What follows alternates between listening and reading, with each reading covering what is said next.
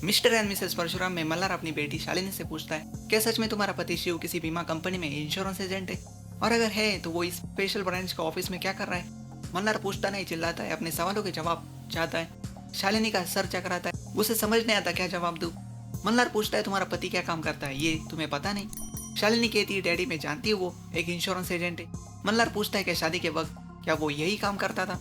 शालिनी कहती है, हाँ वो शादी के बाद कहते थे कि वो एक इंश्योरेंस एजेंट है, इसलिए आने जाने का टाइम फिक्स नहीं है, कभी दिन में कभी रात में।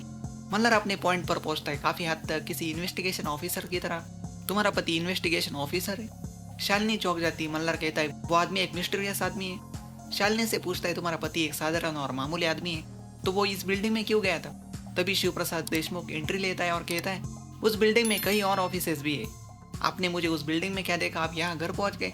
और उसी बिल्डिंग के 90वें माले पर मेरे क्लाइंट का ऑफिस है, पूरे 5 करोड़ का लाइफ प्लान लिया है।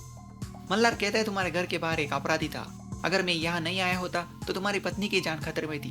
जो लड़ाई तुम लड़ रहे हो ना, उसमें नुकसान दोनों तरफ होगा। यह संकल्प शालिनी को मजबूर करने के लिए उन दोनों बच्चों को किडनैप करने का अलग प्लान बनाता है। संकल्प उनके घर के पास लगे उस मेले में जाने की बात करता है। सुनकर मनीष दीक्षित पहले तो संकल्प को पागल कह देता है, पर संकल्प कहता है, अगर उस मेले में 2 बच्चे गायब भी हो गए तो किसे पता चलने वाला है? मनीष ये प्लान समझ जाता है। संकल्प कहता है, भूमिका से कहिए वो सब मेले में जा रहे हैं। जब भूमिका ये सब सुनती है तो पहले तो वो हैरान हो जाती है, मेले में हम लोग जाएंगे, वहाँ तो मिडिल क्लास लोग जाते। मनीष कन्विंस करता है, हाँ भूमिका हम सब जा रहे हैं, वहाँ सब इंजॉय करेंगे। और इसी बात में मनीष कहता है, शालिनी और उसके बच्चों को बुला लो।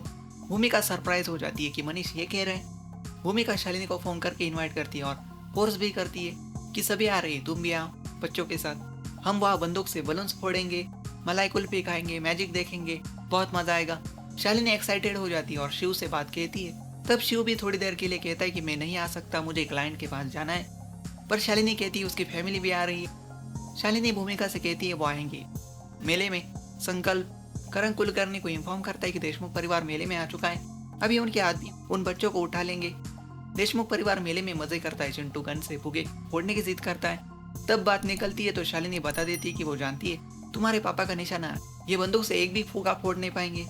शिव जब शालिनी के सामने बंदूक फुगे फोड़ने के लिए उठाता है, शिव नाटक करता है, उसे नहीं आता बंदूक चलाना। जब शालिनी दूसरे शॉप पर जाती है, जब शिव प्रसाद देखता है कि कोई लड़का उन पर गन पॉइंट किए हुए, शिव प्रसाद अपनी साइलेंसर वाली गन निकालकर उसे शूट करता है। अब आगे क्या होता है, क्या शिव प्रसाद उस मेले में शालिनी और संकल्प से छुप कर अपनी आइडेंटिटी छुपाकर चिंटू पीयू को किडनैप होने से बचा पाएगा? अगर आपको ऐसे ही लेटेस्ट सीरियल अपडेट्स चाहिए तो चैनल को सब्सक्राइब करना बिल्कुल भी मत भूलिए। Atul top channel.